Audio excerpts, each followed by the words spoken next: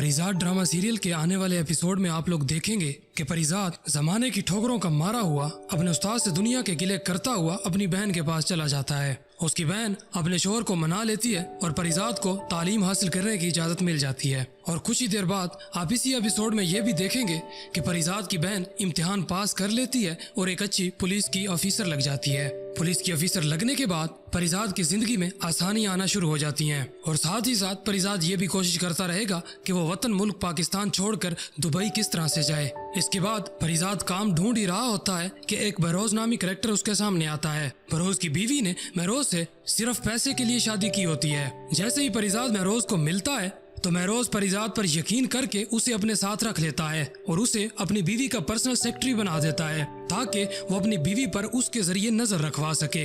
ये सारा निजाम चल ही रहा होता है कि आखिर में महरोज के सामने परिजात उसकी बीवी की सारी असलियत खोल देता है। जैसे ही उसकी बीवी की सारी असलियत खुल जाती है तो परिजात ये सारा मामला अपने ही सर पर ले लेता है, जैसे कुछ अर्सा पहले उसने मोहल्ले वालों की तोहमतें सही थी। तो ये सारा कुछ आपको आगे आने वाले एपिसोड में देखने को मिलेगा।